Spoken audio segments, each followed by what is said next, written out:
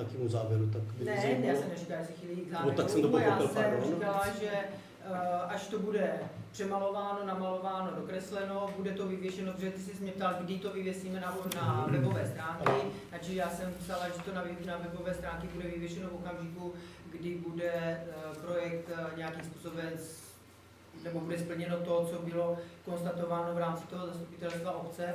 A zatím jsme od projektanta, protože samozřejmě nemá jenom nás na starosti, takže předpokládáme, že tato problematika bude dořešena na začátku ledna příštího roku.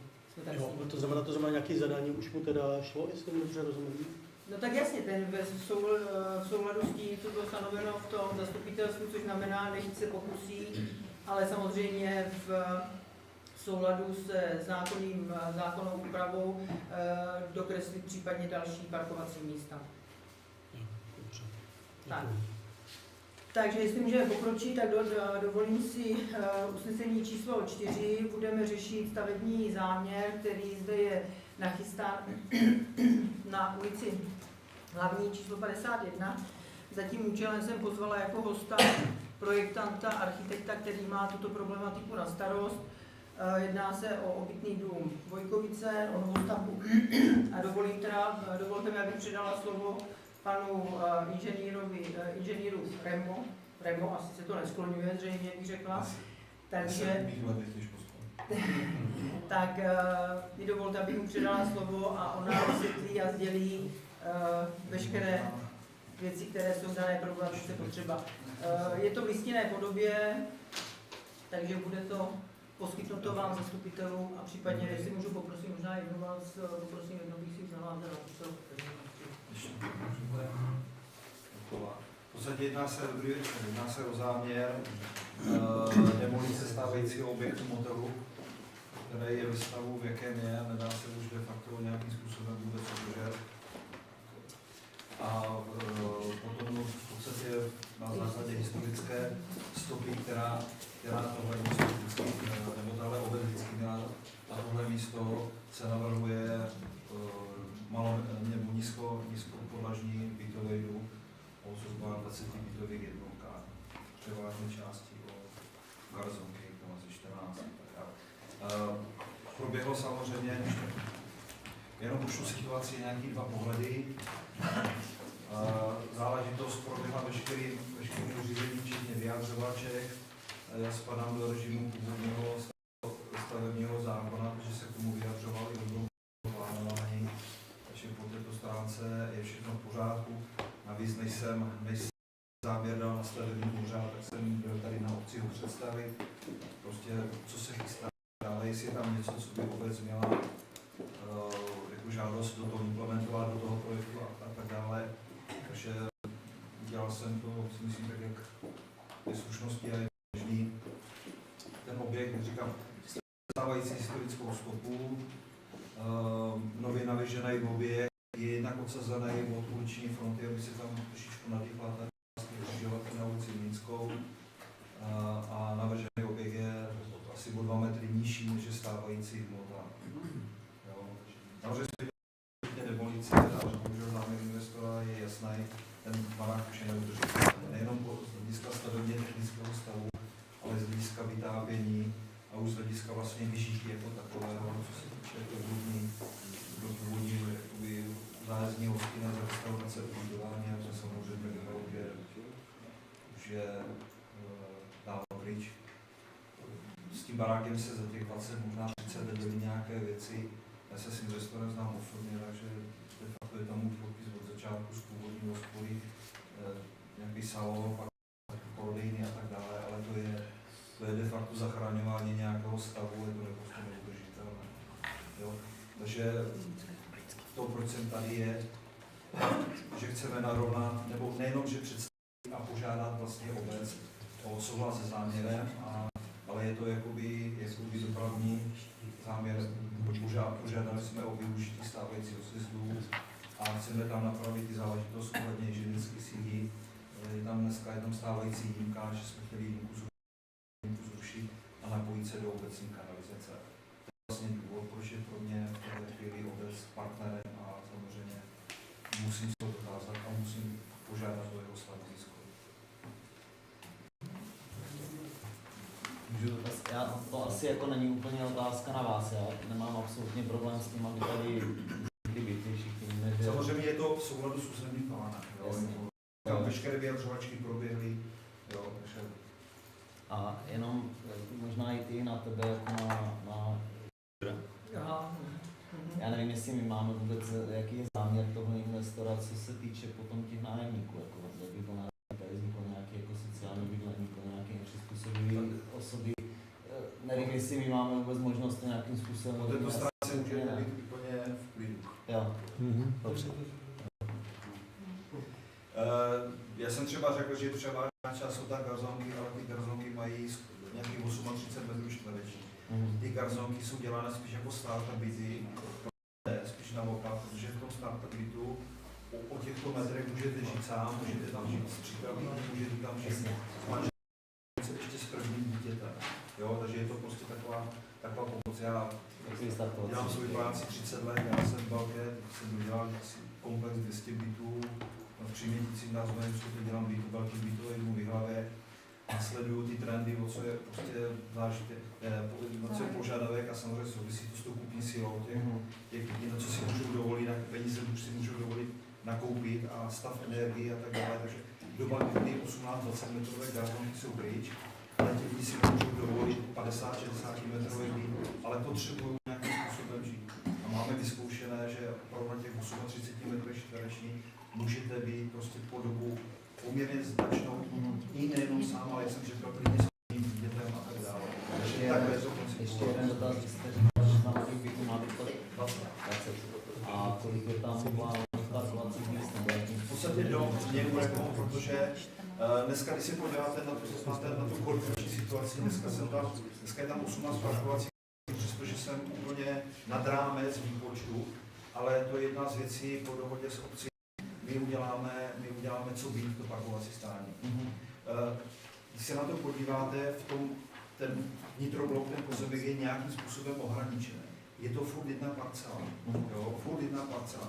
To ohraničení jenom vymezoval ten záměr jako takový. To znamená, že jestli teď tam napočítáte 18 parkovacích míst, tak vás to neděsí. Samozřejmě tohle vzniklo ještě předtím, než s tou obcí řešil. Navíc je tam průjezd do dalších částí toho dvoru. Je to furt jedna parcela. Jo? Takže tady vznikla ne podmínka, ale prostě dohoda o tom, co být, to parkovací stání. Můžu ještě já dotaz, jo? A záměr toho investora je to ponechat si a pronajímat nebo rozprodat? To nedokážu. To nevíte. Ještě se zeptám, jestli tomu dobře rozumím, tak to jsou vlastně jakoby dvě části do L, jedno z té ulice Mlýnské, jedno z hlavní. Vy říkáte, že jakoby cílem je, že se to tam trošku nadechne, že tam té moty ubyde, ale já z toho mám pocit, že tam toho jako citelně přibyde, ne? Je to zdánlivý. Za prvé, když nechám kolo potom historické fotografie, toto je vlastně pohled, když jsme se dívali vlastně jako odsaď přes tu křižovatku úhlopříčně. Ten objekt je odsunutý od té komunikace, to je to nadýchnutí, prostě ta přehlednost té křižovatky a je o 2 metry nižší ten hřeben, než je vlastně původní. Ale ta délka je stejná a jako ta délka, ono se nedá říct, jestli je délka nebo kratší a tak dále, ale uvidíte, když se podíváte na ty historické, zase my jsme tady a díváme se předtím, toto je vlastně ta stávající hospoda, nebo ten motel. A toto je objekt, který tam vždycky byl. Takže já se vracím do té historické stopy, který tam byl. Ale ne do té stopy, jakoby teď je vlastně jenom plot a dvůr, že jo? Jo, ale samozřejmě, když si tam objekt byl, tady je to dokonce, bohužel ty fotografie moc není, tady je dokonce ten objekt vidět. Jo, ale jakože oproti tomu, co my tam známe teďko, tak tam toho přibyde. Bude to, teď je to vlastně jako jeden blok, ale bude tam a tam vznikne jakoby blok. A ten průjezd, co tam vlastně z ulice Zlínské je, tak bude zůstávat. Jo, zastaví se to vlastně až po ten vstup na ten plac. Zastaví se to až po vstup na ten plac. Tam pořád máš plot. Ale to tam vždycky byl ten objekt. Jo. Tady se mi podaří získat další mapový plot. Vždycky. Jo, ale my už to nepamatuju. Já taky. To už teda začínám vzpomínat. Ano, to tady to není něco. Prosím vás, byl tady ještě dotaz, že je dostatek vody a že vás rozhodně nepřipojí na vody. To jsou tady vytvořené fámy panem Kleinem.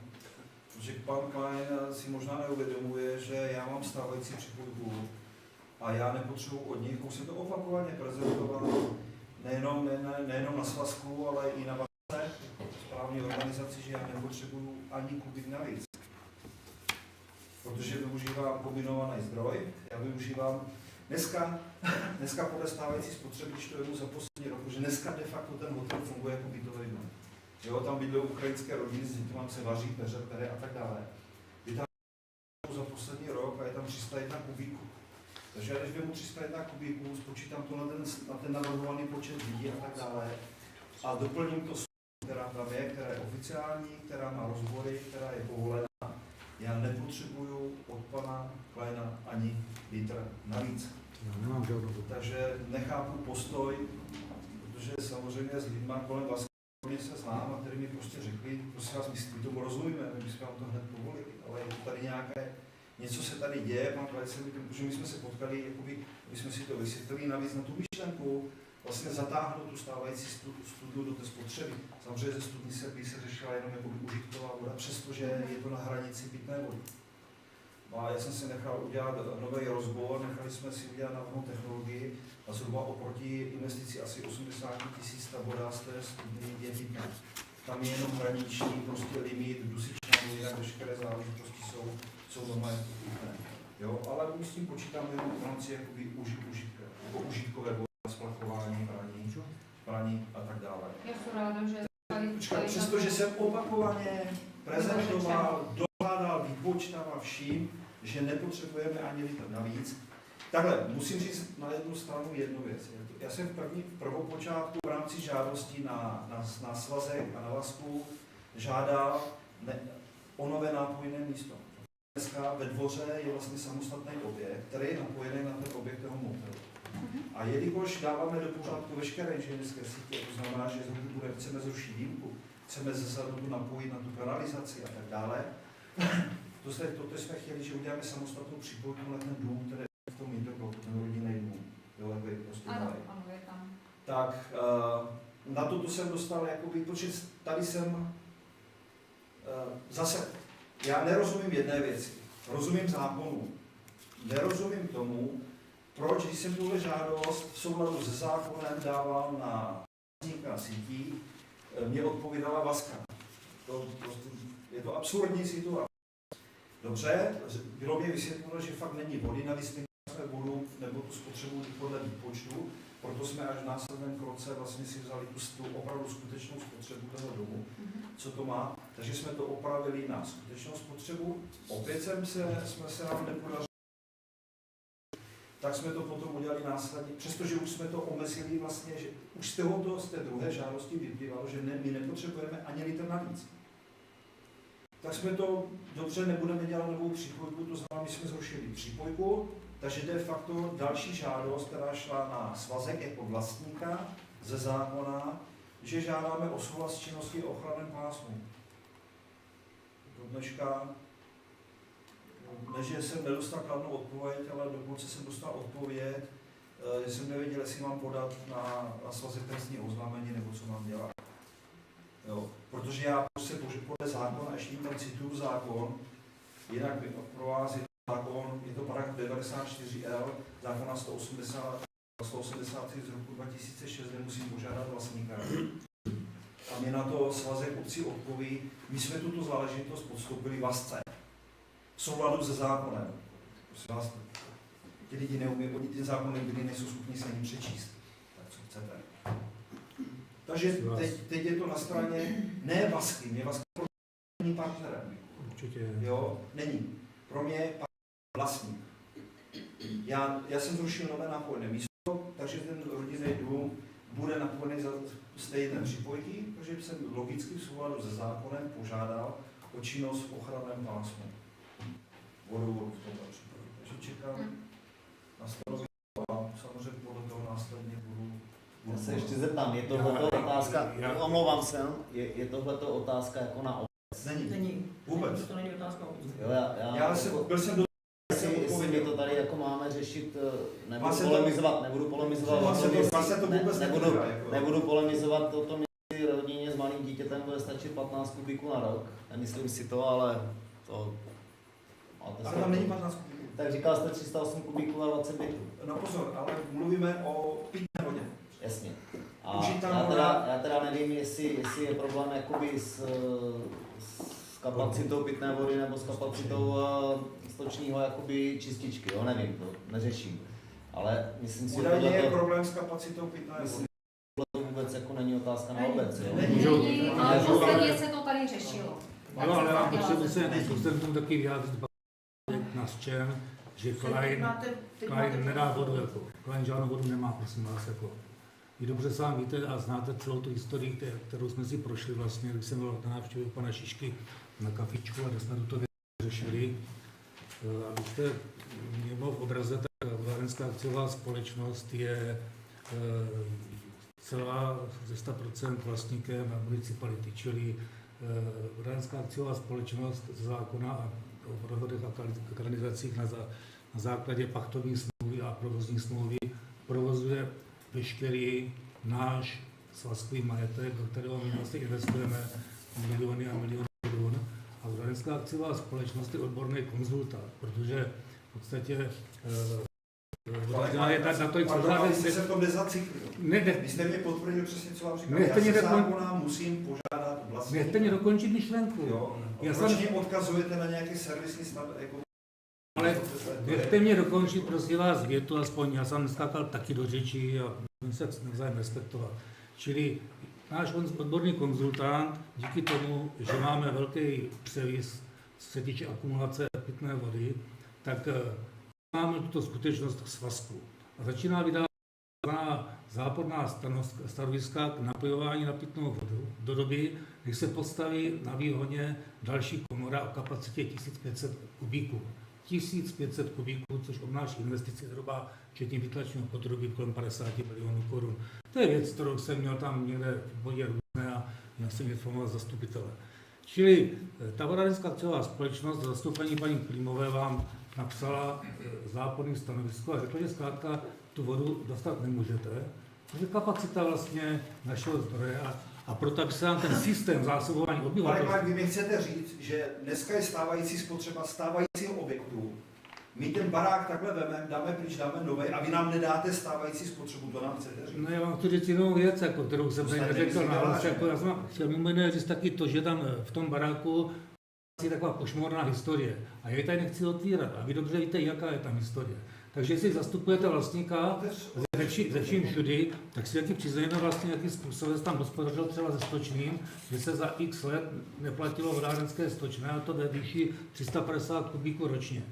Takže vodárenská... Ale já nejsem pozvědcí zase, tady padlo, jestli to vůbec přísluší tomuto zastupitelstvu. Když vy jste teď, jak si dal dost moje jméno a z obcí nesou to problematika vůbec. To jsme si měli říkat.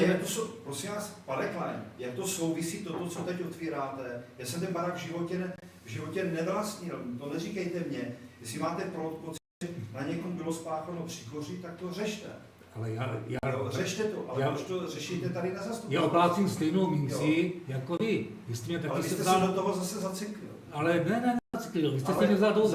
A já vám znovu říkám, jestliže náš provozní konzultant a odborník nám říká, pozor vlastníků, hrozí nebezpečí, že se ti zhroutí systém zásobování pitnou vodou, je potřeba posílit akumulaci, tak ten svazek, ten vlastník musí respektovat v podstatě stanovisko toho provozovatele. Ale zase jste se, pane Klein, zaciklili, nezlobte se na mě.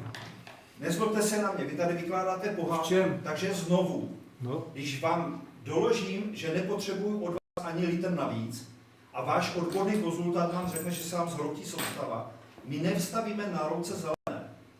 My to prostě boříme a na základě stávajících připojení, včetně vodovodní připojky, řešíme objekt novou a doložili jsme se stejnou spotřebou. A vy mě říkáte, nebo tady všem vykládáte to, že váš odborný konzultant řekl, že se vám zhroutí odběr. Já bych tomu rozuměl v případě, kdyby se jednalo o výstavbě na louce zelené, jako nové odběrné místo. Já jsem nepožádal o nové odběrné místo. Já jsem vás teď požádal o to, abyste mi dali souhlas s činností v ochranném pásmu. Možná, ten jste dostal. Možná byste měl taky tady změnit jednu zásadní skutečnost, jakože není odběr jako odběr. Stávající odběr holt nějak stačí. Prostě tam ten systém napálí 2 baráků, jednoho vlastně a toho velkého baráku nějak funguje. Funguje tam z vlastních zdrojů, funguje tam vodu, která je dodávána přes vodoměr. Ne všechno, co se vypouští, je řádně hrazeno. To je jedna věc. Druhá věc je ta, teda, že jestliže vám vodárenská dává nějaký odborný posudek a kladné stanovisko, tak musí vycházet z kapacita, musí vycházet ze zákona, protože na hlavu se počítá, tuším, že 100 litrů a den. Takže jestli tam uvádíte jakýsi počet vlastně budoucích, počet bytů, tak v podstatě ten technik, který to řeší, si to vynásobí nějakým koeficientem a z toho mu vypadne minimální denní bilance té pitné vody a on a vám ani nemůže napsat, jako, že vám dá míň, tím narazil vlastně na hygienické předpisy, čili protože tu vodu on nemá, vy chcete víc, tak vám vydává logicky souhlasné stanovisko. Ale vy s to méně vodou prostě porušujete, on nemůže napsat, že to je v pořádku. Jako já nejsem povinen ze zákona ani žádat, stavební úřad mě tu stavbu povolí, jim je úplně jedno, jestli si tam vozím to vodu v pedláví. To je v pořádku. Pane Klein, ale vy neznáte zákony. Vy tady hášete se zákonama a nemáte pravdu. Vy mluvíte o vyhlášce nebo o normě, ale o normě, která není vůbec závazná. Proto jsem řekl nahlas, že jsme vyhodnotili stávající spotřebu, který ten provoz toho domu je ve stávajícím režimu, který bude. Vy jste říkal, vy jste si tam nedal žádnou rezervu ani takhle. Dobře, já tam budu mít 40 lidí, nebudu mít tam 20. Ale kdybyste se s tím seznámili, tak se dozvíte, že můj požadavek od vás není ani 300 kubíků, ale je to 176 kubíků. To znamená, že my si tu rezervu tam vytváříme. Od nás ne, odborníka z vodárenské akciové společnosti. A znovu říkám, my jsme pouze vlastník, který obnovuje technickou infrastrukturu, který cpe peníze do infrastruktury a oni ji provozují. A oni ji provozují se vším všudy, včetně vlastně těchto stanovisek. Ale já jsem se vás neptal na souhlas. Já jsem se vás ptal, já jsem vás požádal jako vlastníka této sítě, abyste mi dal souhlas s činností v ochranném pásmu. Já po vás nic jiného... Souhlas s činností v ochranném pásmu vodovodu a kanalizaci vydává rovněž provozovatel. Já už nevím, jak vám to mám vysvětlit, že tyto odborné činnosti zajišťuje na základě smlouvy o provozování. Takže pardon. Jak vám to mám vysvětlit ještě? Takže pardon, zákon 183 z roku 2006. Žádost o vydání společného povolení obsahuje kromě obecných náležitostí podle správního řádu dále stanoviska vlastníků veřejné dopravní nebo technické infrastruktury k možnosti a způsobu napojení nebo k podmínkám dotčeným ochranným pásmem. Mě vaše nezajímá. Ale musí vás zajímat. Protože ona veškerá práva a povinnosti převzala za nás vlastníka. Ne, mě zajímá zákon. Já vám jenom říkám, že nejednáte v souladu se zákonem a já musím jednat v souladu se zákonem. Jednejte v souladu, jestli máte pocit, že by dotčena vaše práva. Ale já jsem tohle udělal, já jsem v souladu se... Ale zajímavé, že mě dneska děvčata z Vlasky volali, prosím vás, co s tím máme dělat? Který děvčata z Vlasky vám volali? Co s tím máme dělat? A děvčata z Vlasky napsali stanoviska, máme tady číst na hlas před všema. Děvčata z Vlasky napsali... Pane Klan, já jsem s nima dneska mluvil a psali mě e-mail, prosím vás, co s tím máme dělat, nás se to netýká. Oni na toto nemají ani formulář v tom jejich softwaru. My nevíme, Děvčata vám napsali, že vzhledem ke stávajícímu nedostatku kapacity vodojemu Žilkovice, který slouží k akumulaci pro skupinový vodovod včetně Vojkovic, nelze v současné době z naší strany vydat souhlasné stanovisko. To bylo vy jste se zaciklil někde ale já se necyklím nikde, prosím vás. Ale já jsem vás požádal, už to uzavřu. Já jsem vás požádal jako vlastníka v souladu se zákonem, se souhlasem s činností v ochranném pásmu. Nic víc. Když vám doložím, že po vás nechci ani litr. Vy to nevnímáte, vy to nechcete vnímat. Já to vnímám. Víte, kde je ten zakopaný pes? Vy jste si ze stavebníků udělal rukojmí vašich nějakých hrátek kvůli získávání dotací, abyste získal na to dotace. Ale to, že nevydáváte stavebníkům souhlasy abyste přitlačil svůj orgán, který vám dá ty dotace. Si myslíte, že je fér? A vy jako zastupitel vás by v tom případě mělo zajímat jedna věc. Já do toho vstoupím. No to už je... To už Můžu já do toho přistoupit, pardon. Tady je napsaný, zastupitelstvo obce bere na vědomí stavební závěr. Takže my o tomhle vlastně nebudeme hlasovat. Nehlasujeme na tady půl hodiny, teďka tady... Ale řeknu vám něco, čím jste se měli jako zastupitelé, protože zastupitelstvo je zadavatel územní plánovací dokumentace. Jestli schválíte územní plán v této podobě, tak se vystavujete obrovskému nebezpečí. Protože v kapitole zásobování vodou není tady jediný odkaz na to, že minimálně na 3 až 4 roky je zastavená investiční výstavba, protože není kapacita vody. Dejte si na to pozor, já vám dávám upozornění a radu. Já jsem sám urbanista, já jsem 15 let územní plány dělal. Takže dejte si na to bacha, jestli to takhle schválíte. Já teď byl informovaný, zeptejte se, co to způsobilo minulé zastupitelstvo a kolik desítek milionů platili za soudy. Vy nejste sám, jako tady po té vodě žerá, tady víc investorů, to nejsou jenom Vojkovice, nás je tady 8 obcí, které jsou integrované do svazu. A každá obec prochází nějakým svým rozvojem. Ale nemůžete v tom případě tohle schválit. Ale prosím vás, proč jsem pro ten územní plán, jako to protože se vás snažím ochránit a vy jako bývalý starosta... Vy jste prosím vás, zastupujete pana Zdenka Šišku, nikoliv jako nás zastupitele, čili jako neřešte tady, nejstupujte já říkám vám, spasitele. že vy jste statutár. Já vím, že jste tady dokonale rozehrali jakousi partii, kdy paní Zámečníková tady střelila prostě problém s nedostatkem vody, čili tady zasedíte poprvé. Nezlobte se na mě, ale to byl váš dotaz a vaše upozornění. Je mi to úplně jasný. Na minulé zastupitelstvu. Já dneska vidím poprvé. Ano. Já paní Záčí dneska vidím poprvé. To je dobře. Takže my jsme byli spolu na kafičku tady u pana Zdenka Šišky. Já jsem paní starostku žádal, abych já na tyto otázky tady nemusel odpovídat, že by byla vhodná tady přítom náměstka anebo pana ředitele vodárenské akciové společnosti. Paní starostka mi odpověděla, že se domnívá, že v tomto čase nebudeme připravovat tyto dva chlapy vlastně o čas a že nevidí vlastně jejich účast tady jako nutnou. Mě odepsala. Čili když tady byli pánové z vodárenské akciové společnosti, stejným způsobem by vám odpověděli, jako vám sdělují ty informace prostě já. Ono to je stejně jako v hospodě, když máte plný sud a čipujete, tak zkrátka čipujete, jak vám dochází pivo, tak zbystříte, zpozorníte a jak vám sytne to pivo. No tak zkrátka dobře končíte a zavíráte, protože celý ten systém v podstatě tím, že by se otvíraly další a další lokality a napojovaly se další domácnosti, další ekvivalentní obyvatele. Mluvíte dobře, ale nemluvíte k našemu obyvatele a tak já se dostanu té věci. Já se k věci dostanu. Než to, co má stávající orgán. Já se k té věci dostanu. Klidně si tam dejte zařízení, které to, když bude 300 kubíků, tak to zavře. Ne, to udělejte. Ne, to nejde, takový zařízení neexistuje.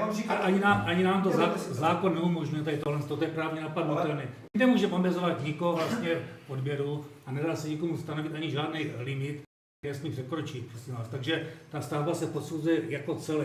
Jedna stavba končí, odchází, vy sám jste řekl, a já jsem vám to radil, ať si necháte udělat rozbory vlastně vody, zdali máte ten váš zdroj, který tam máte pravděpodobně na černo, protože je to studna, která byla vybudovaná bez toho, aniž byla... Ale Kláň, zvažte prosím už slova. Já je zvažuji. Ale vy mě neposloucháte. Jak je to dlouho, co jsem řekl, že studna je povolená, schválená, jsou na to veškeré rozbory. Tak doložte ta doklady, že máte schválenou. Já vám pro mě nezvolte se partner. Nejsem, já se vás optám na to, jestli máte tu studnu. Ale vy nejenom, že vy nečtete to, co vám posílám, vy mě neposloucháte, co se tady řekl 15 minutama. Je tam oficiální studna, která je povolená, dělají se rozbory a tak dále všechno. Takže od nás tu vodu nepotřebujete, tak tím pádem ta diskuze... Ne, já po vás potřebuju jenom to, co... Ne, já po vás... Abyste nám dali jenom to, co si bereme. Ale ne, já se omlouvám. Chcete prosím vás. Ne. Já bych to taky nevyřešíme, nám to nepřísluší, to tady řešit podle mého názoru. Já jsem teda... Tak to tady já bych se teda chtěl... Já se omlouvám. Udělal jste to dobře, ale... Jo, já nevím... Udělal jste to dobře. Proč vlastně... Tady jsme rádi, že jste nám představil ten projekt. Jsem tady, protože přišla jsem žádost... Vy máte hrozný zlozvyk skákat lidem do Strašně, jsou rychlé. No. Někdy prý zbytečně. Jo. To, co tady jako probíráte, myslím, že by to mohlo trvat ještě hodinu a nevyřešilo by se vůbec nic. Já bych to tady v tomto okamžiku jako usnul a jak jsem říkal, nemám absolutně problém s tím, aby tady vznikla jakákoliv bytová výstava, jestli budou startovací byty, bude to super. My stejně o tom, jaký bude vyjádření už Vasky nebo svazku bude nebo nebude, stejně jako vůbec nic neuděláme, takže si myslím, že je zbytečný tady na té tohleto řešit. Tím bych to jako ukončil. Já jsem to chtěl ještě předtím. Starostara šla na obec v listopadu, byla o s navrhovaným stavebním záměrem, to se týká v rámci té situace to napojení na tu kanalizaci a druhý osob silničního správního úřadu obec Vojkovice s využitím stávajícího systému. Děkuji. Nic víc. Jenom poprosím o jednu věc. Byla ještě původní situace s novou vodovodní přípojkou. Tady nechám si, kdybyste se rozhodli, že ten souhlas mi dáte, jestli byste mohli parafovat tuhle situaci, protože nová vodovodní přípojka se zrušila s ohledem na problémy s pitnou vodou, které jsme zohlednili v projektu. Takže na stejně necháme. Jo. Takže tím jsme ukončili debatu. Já se dostala trošku někam jinam, což jsem psala i v tom e-mailu, že není potřeba tady zvát tyto je to škoda, že tady není. No. To je možná škoda, že tady není, že vy se vlastně stotožnil s tím, co tady zaznělo z mých úst. Ale to je to, co jsem psala do toho e-mailu, že mám za to, že toto je problematika stavebního řízení, nikoli v rozhodování obce. No, tak to, v tom případě nevím, proč to pan architekt ten tahal vůbec jako to. Takže... Už stačí, jenom zeptám, o jaký souhlas se teď teda jedná. Teď jsem jako z toho teda pochopil, že nás se to vůbec jako netýká, jako obce. Ne, tady jste byli seznámeni s nějakým stavebním záměrem, který se plánuje v rámci obce. Vzali jsme to na vědomí s tím, že potom ten samotný souhlas s tím silničí správního už vlastně dává rada, respektive... Jestli můžeme využívat stávající sjezd, který tam je. A jestli se můžeme napojit na vaši kanalizaci. To je to můžeme, stejně... Ta kanalizace je vaše a pozem nachází, kde se potřeba napojit zezadu, je vaše. Takže ale stejně to bude spát a vodovody, jestli kanalizace není obecní. Kanalizace není obecní, prostě pane architekte, já bych si nejdřív udělal pořádek, ten kanál není obecní. Pardon, to je všechno předaný vakuum. Takže toto je ta problematika, proto my takže nás to vůbec netýká. No týká, no, jako netýká, tak netýká dobře v tom směru, že snad jsem měla, že by bylo fajn, abyste viděli, i teda, jako co tady bude. Určitě, jo. Tady bylo vlastně určitě ano, ale jestliže to je v souladu s stávajícím územním plánem, tak ani nemůžeme žádným investorům brát. Jasně, že ne, proto je to jenom za to na vědomí, že to není vlastně nic jiného, protože problematika vody, kanalizace, je všechno zabavené. Takže já poděkuji panu inženýrovi za seznámení se s projektem a bereme teda... Takže bereme na vědomí stavební záměr, který se chystá na ulici Hlavní. Děkuji vám.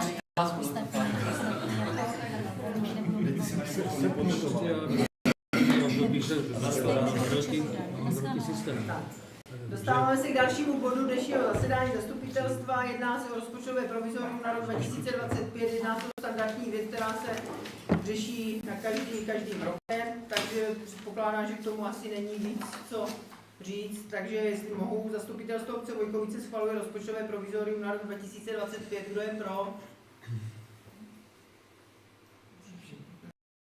Proti? Držel se? Super.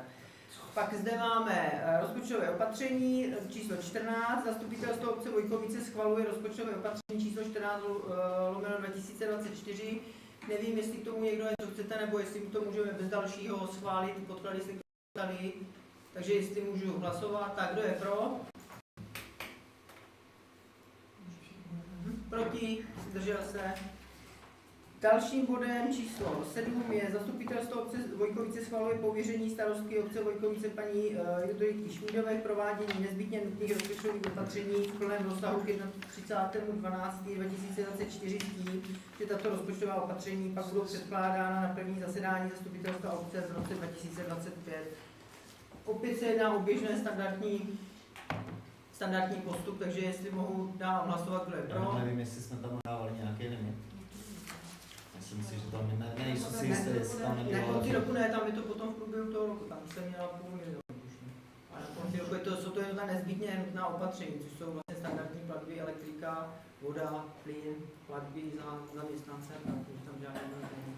Tak, kdo je prosím pro?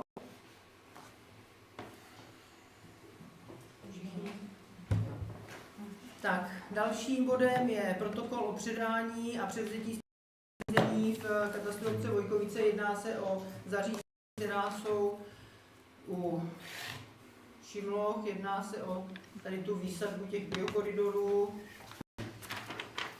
Tady jsou Šimlochy, tady potom cesta na Syrovice a vlastně to pokračuje dál, až tady je překřížení ke trati a jedeme dál až vlastně tady k střelnici.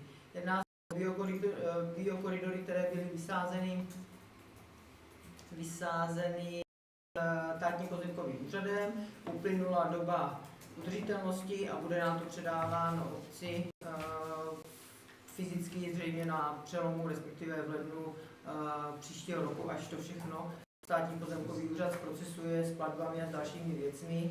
Takže se jedná jenom o to, že souhlasíme s tím, že nám tady tyto věci budou historickou věc a součástí tady těchto biokoridorů jsou potom, nebo je povinnost státního pozemkového úřadu vybudovat tady v této části cestu, tak aby byla přístupná, aby byly respektive přístupné právě ty biokoridory. Takže naším úkolem je, že tedy přejímáme tady tu výsadbu a přejímáme tady protokol. Já bych jenom k tomu doplnila, že naším úkolem není to jenom jako převzít a podepsat to, ale my se zavazujeme zajistit následnou péči a chtěl jsem se zeptat, jestli jsou zpracovaný nějaký, já nevím, jak to říct, jestli projekt nebo plán té následné péče a kdo to bude zajišťovat. Jednáme s Kavilem, který nám sem předložil nabídku, takže jednáme tento věci, jednáme s Kavilem, což je Kavil, abych vám to vysvětlil, Kavil je společná, v podstatě realizovala výsadbu a do dnešního dne se o tu výsadbu stará. Takže by dál pokračovala v podstatě v tom. Ale stejně asi vůbec nic neuděláme, co se týče toho převzetí. Ne, aspoň nějaký jako odhad, kolik to bude vůbec stát. A podle Kavilu by to mělo být částka kolem 300 000. Tuším, že tam 360. 360. Ta nabídka cenová samozřejmě může se najít třeba jiná firma, která to udělá třeba možná levněji, je tady varianta, jestli by to nezvládli naše četa, a myslím, že ten Kavil si myslím, že vzhledem k tomu, že už to dělá tady ty 3 roky, tak asi to udělal asi rozumně.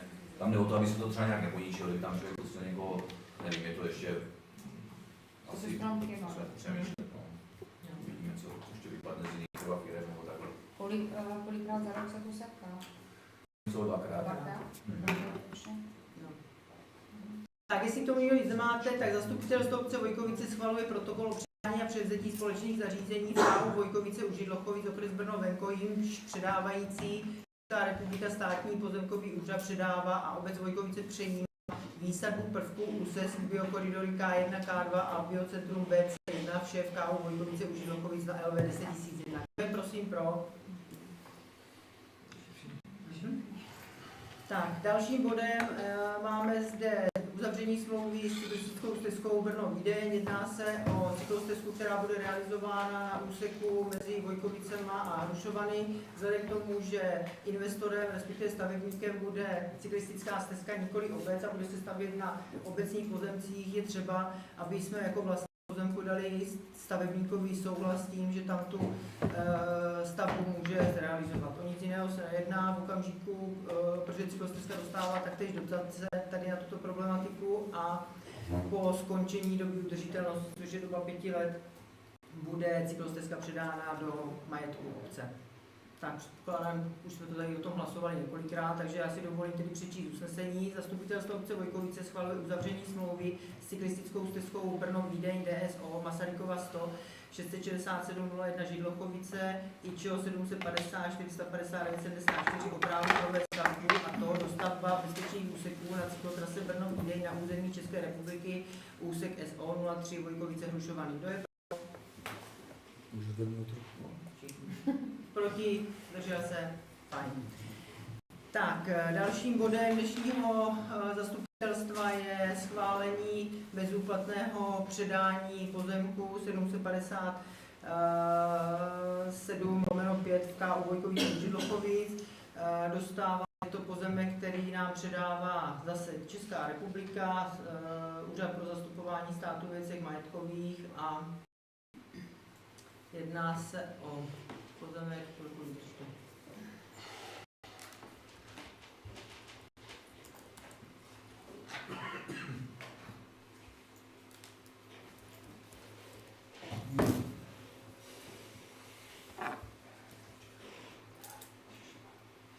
je to pozemek, tam to bude zdát asi nejlépe, tady pan Cerhán. Tak, je to tady tento modrý drobný pozemek na křižovatce, kde se tady z druhé strany máme zrcadlo a je tady tento modrý úsek. Říkám, tam to asi bude nejvíc. Takže je tam tento pozemek. Tak, předpokládám, že tam asi žádný problém s tím není a že to asi s radostí přijmeme, protože se takhle sice lují teda potom pozemky směrem k obci. Zastupitelstvo obce Vojkovice schvaluje uzavření smlouvy číslo 24/193 s Českou republikou Úřadem pro zastupování státu ve věcech majetkových se sídlem Rašínovo nábřeží 390/42 územní pracoviště Brno, odbor hospodaření s majetkem státu o bezúplatném převodu vlastnického práva k nemovité věci parcela číslo 757/5 KU Vojkovice u Židlochovic LV 60 000. Kdo je pro? Všichni. Prosím? Ne, tam jako na živý plot, tam si někdo vysázal, takže standardní úprava.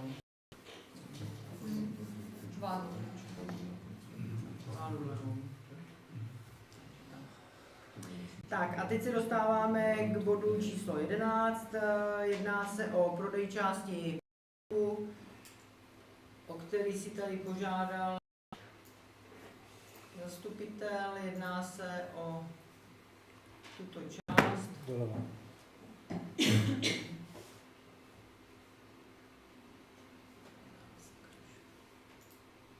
Tak, jedná se o tuto část.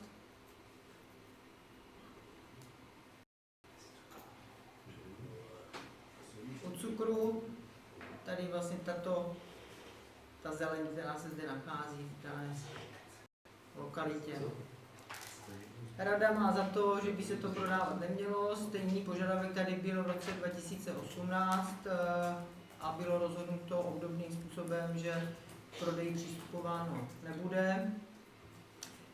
Takže jestli je problém s usnesením, můžeme samozřejmě usnesení změnit na pozitivní a hlasovat o tom pozitivní. Advent. Prosím? Že advent, pozitivní. No tak jasně. No a já bych se teda s dovolením teda zeptal, z jakého důvodu teda rada se dohodla, že teda se to prodávat nebude? Protože ten pozemek už tak sám o sobě je velmi úzký a v okamžiku, kdyby tam došlo, jedná se vlastně tady o tuto část, tady toto, takže kdyby tam došlo k prodeji a nedej bože to někdo zaplotil, tak se sem už nikdy nikdo nedostane. Obhospodařování tady té cesty by bylo naprosto nulové, takže i z tohoto úhlu pohledu máme za to, že to prodávaný být nemá. A není možné vyhovět úplně všem, kteří si požádají o prodej pozemku. Tady si myslím, že ten důvod jako nevidím důvod, proč by se to mělo prodat. Jako neprodává se nikomu, to je přece věcí.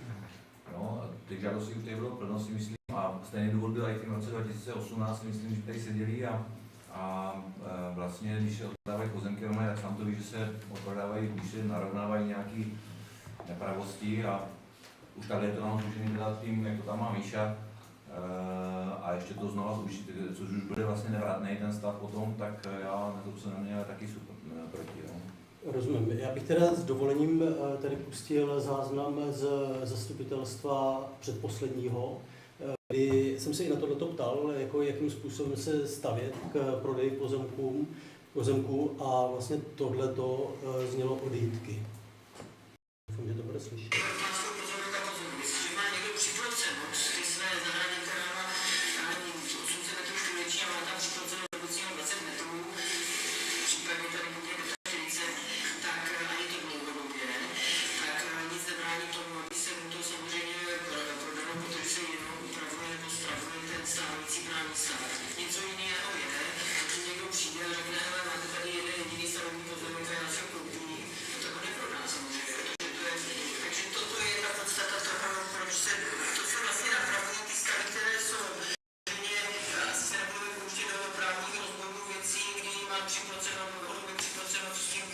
No, to je asi, myslím, základ toho, chtěl bych říct, nerozumím úplně teda termínu připloceno, nicméně živý plot je podle mě připloceno, je to tam nějakých, tuším, 16 let, tak se mi to zdá trošku jako dvojí metr.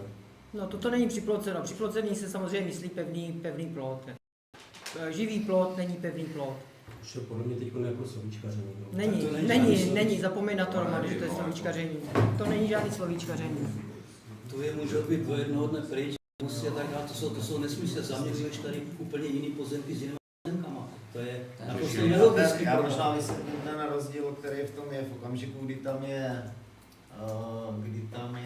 jsou ty tuje teďka, jaký tam jsou a je to na obecním pozemku a bude tam chtít obec realizovat, nevím, cyklistickou stezku, něco, cokoliv, tak prostě ty tuje položí a má možnost tam s tím prostorem nějakým způsobem pracovat.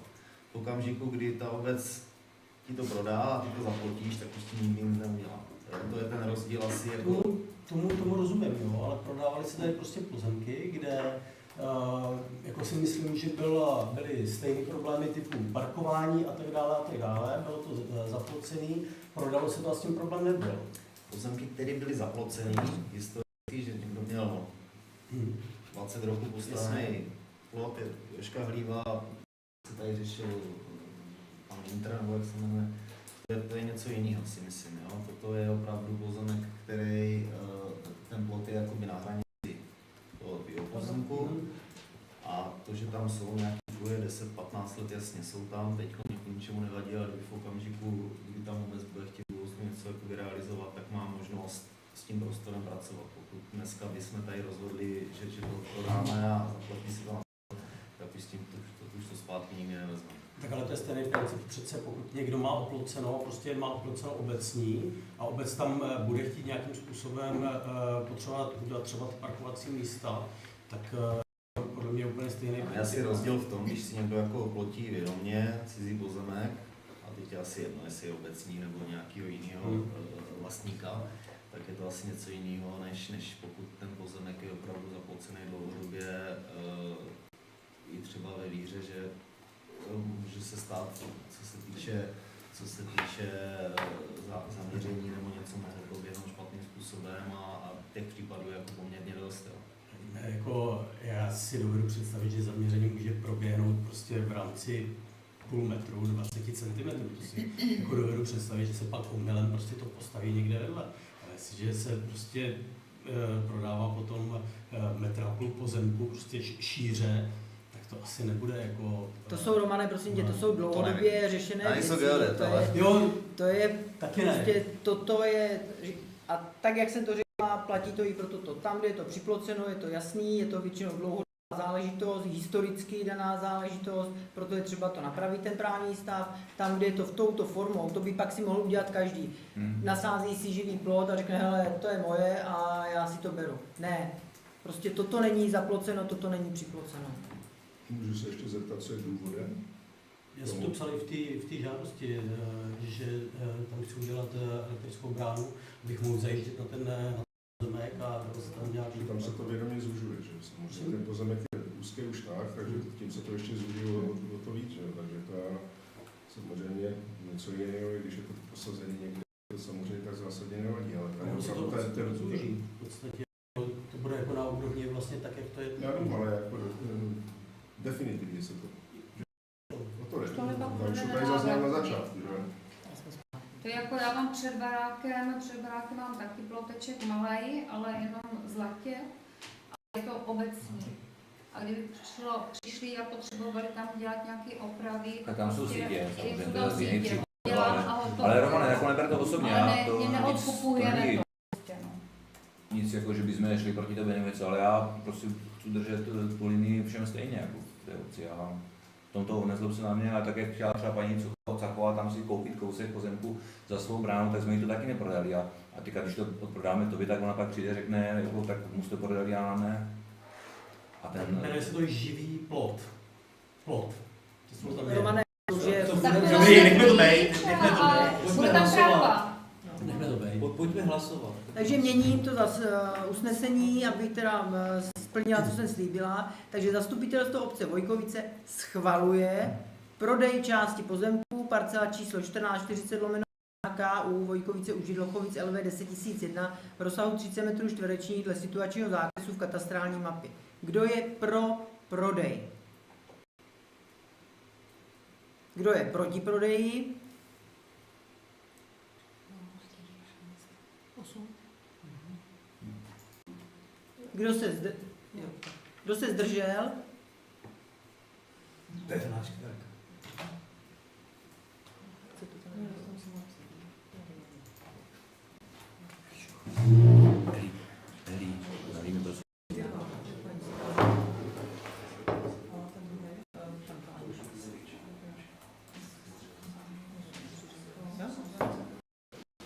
Tak, tím pádem usnesení nebylo schváleno, takže k prodeji nebude přistoupeno. Dostáváme se k další části dnešního zastupitelstva, jedná se o další prodej, jedná se o dlouhodobou záležitost, kterou tady řešíme. Máme jeden geometra.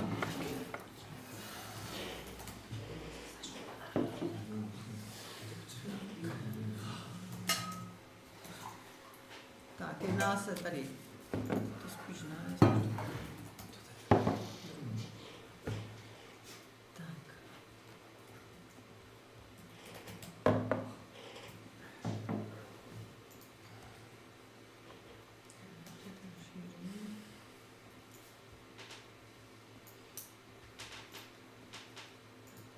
Takže se jedná tady o tuto záležitost, jedná se o tyto dva malé části pozemků, jedná se o část pozemku 523/1, kdy je z něho oddělována část 523/6 a potom je to část pozemku 647, z něhož je oddělována část 647/69.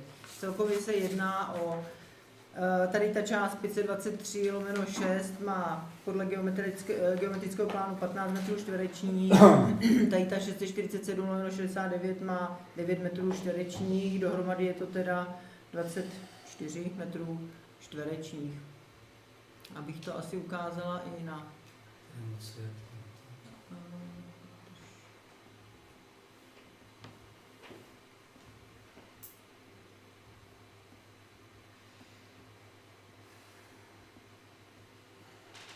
Což při pohledu na katastrální mapu se jedná vlastně o tuto část. Toto vlastně mělo být předmětem, nebo je předmětem té žádosti.